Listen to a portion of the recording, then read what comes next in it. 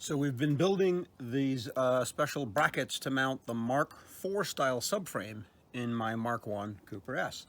And really I always show when I can, you know, basic tools. This is a 4-pound sledge, good old Mac tools, ball peen hammer, and I've been able to shape this guy against the backdrop of several engines. We're laying into the Mini again, checking the fit of this subframe bracket. Let's have a quick look here. It looks pretty simple, but it's a pretty complex shape. Chop saw, hacksaw, handheld Makita, ball peen hammers, a couple crescent wrenches, big vise, and you can make brackets like this, a nice firm mount.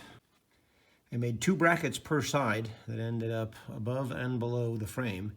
This is again the Mark IV style subframe. They usually uses a rubber mount here. So this is much stronger than the original setup and allows me to mount very elegantly this frame into this 66 Cooper S. Yeah, what is that piece of paper hanging there?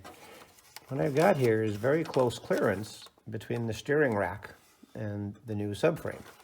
And as I tighten up all of these bolts, I want to make sure that nothing shifts a bit and then ends up jamming the subframe into the steering rack.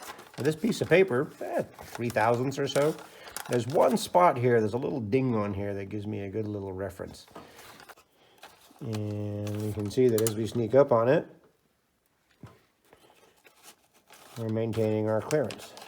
Now you might say, well, this was kind of a lot of work, and it was. I hammered these out of a steel strap, same piece, and shaped them to the floor and the frame. I got holes above and below. I could have just cut off the ears of my original hydroelastic subframe very easily. Chopped it off right through this hole, drilled a couple holes, and used that original mount right up against the floor. But that's a perfectly nice hydro subframe from this 66 Cooper S. That's in great shape. I wanted to install this because the theme of this resto mod is if we can make it better with parts or technology from the last 50 years since it was made, we will do so. This late engine steady mount, so you can have the strut going to your transmission case from the front of the subframe. We're not hung up on restoration being a religion. We like making these better. So here we are again, back underneath the 66 Cooper S. And speaking of improvements, let's take a look at something here real quick. A lot of us use these coil spring setups in place of the stock lumpy donut type springs, the rubber cones. But one of the weaknesses of this design has been there's a lot of room up in the well here where this stuff used to fit, this stuff here. So as a result, these springs are known to walk around up here. And this has a bit of a different look to it. Here's what we're looking at standard on the underside. And we can see one of the reasons we wanted to use a late subframe is it gives us this giant mounting bolt.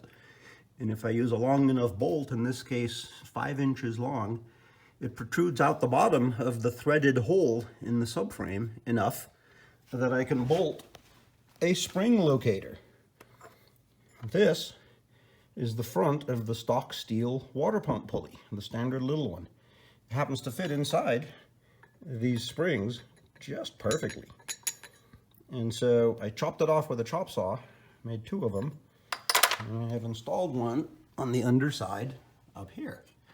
What this does, let me take apart our, we can see that the spring, let's see if we can show this well enough, now fits over that locator and stays within the small ridge that's there to hold the rubber cone. Now the rubber cone is so big and wide that once it's in there, it's not going anywhere. And so it's not an issue for it to move around. In fact, it seldom unloads. But a lot of us running these springs, they're really stiff springs. They don't compress much at all. It's quite easy to hit a bump wrong or right and unload the front suspension momentarily. And I've seen these very springs walk around our previous subframe, which was a hydro subframe with a large area up there that the spring can move.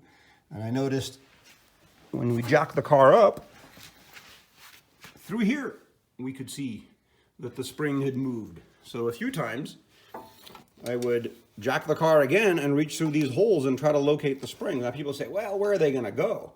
But in severe cases, these things can turn sideways, resulting in breakage and resulting in your car sitting on the bump stops or worse, on the tops of your tires with the arch of the fender there. So another little improvement here is we put this one back together.